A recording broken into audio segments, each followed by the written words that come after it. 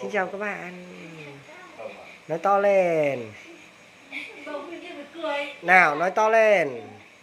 Xin chào các bạn. Hôm nay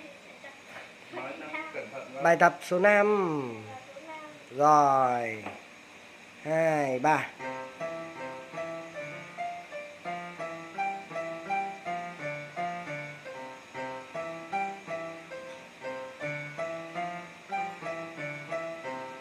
Ok, lượt nữa nào. 2, 3, dứt khoát. Bấm mạnh nhá.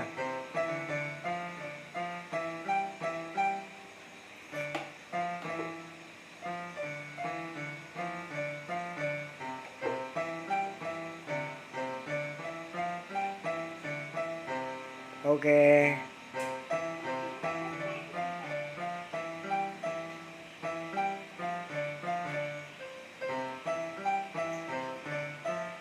Mi fa.